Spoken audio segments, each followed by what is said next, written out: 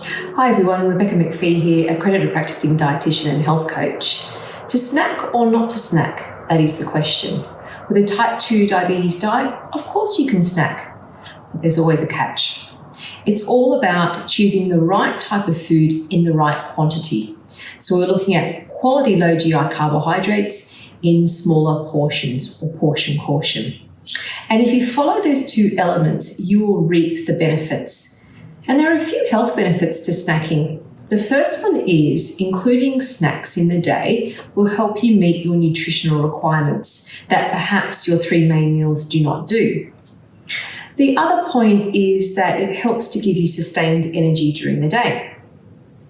And the other point is it can help contribute to that feeling of satiety, that feeling of fullness, which means that you're less likely to overeat portions at the next meal.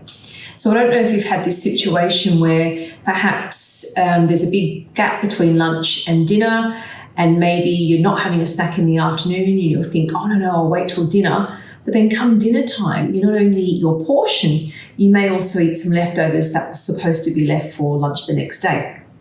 So by having an afternoon snack, hopefully that will reduce that problem. So when you're looking at snacking, ask yourself, do I want a sweet or savoury snack?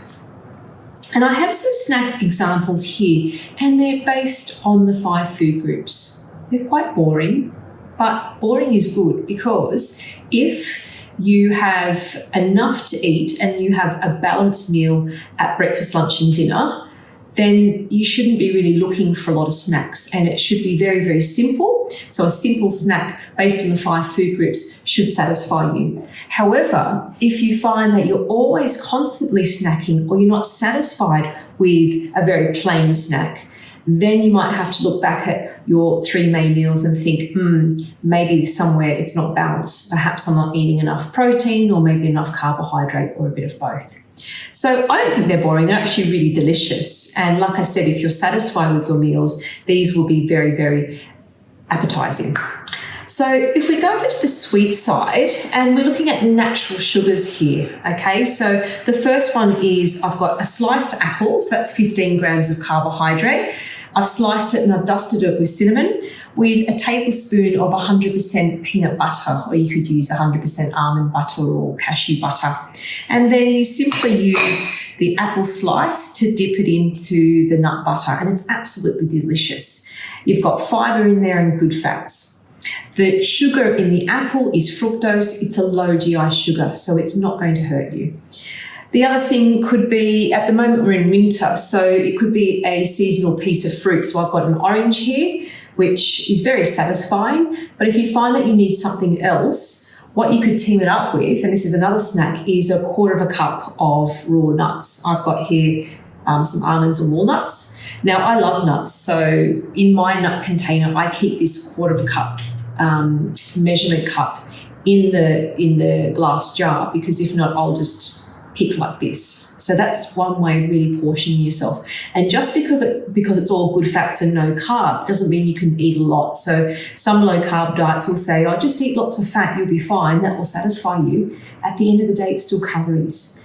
So it's really good to get essential fats in your diet, but it comes down to portion caution. Calories count. The other thing I've got here is my homemade granola, which is really, really nice. It can satisfy a sweet tooth. It's got natural sweet flavour. There's no dried fruit in it. I've just flavoured it with a little bit of pure maple syrup, but not a lot, and some cinnamon.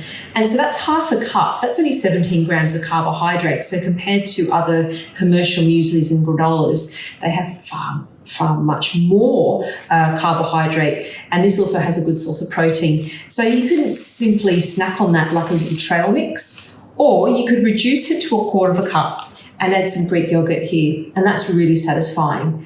So if you had a serve of that and some Greek yogurt, you're really, really satisfied.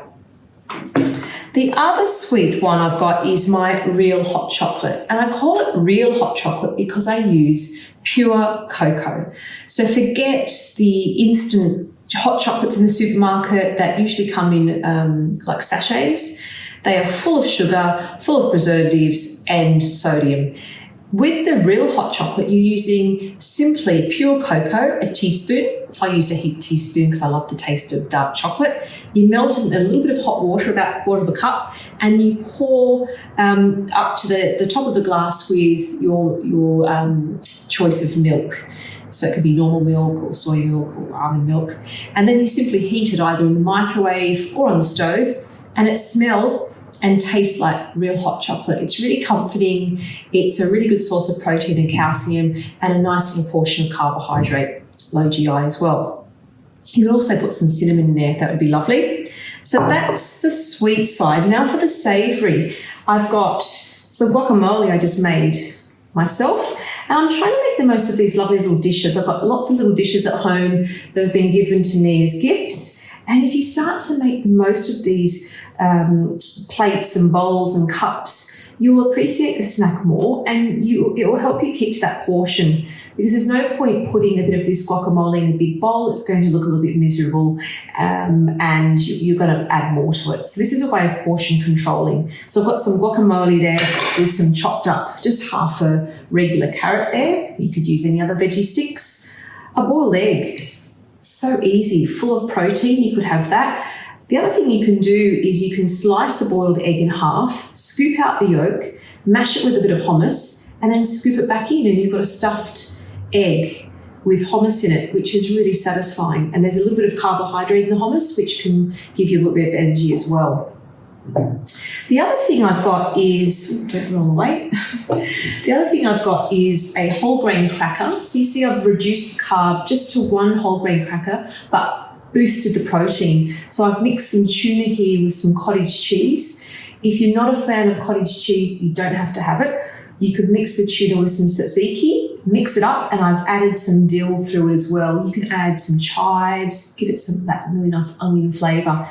And you can see it's packed with protein, and you've got a little bit of low GI carbohydrate, so a lovely balance.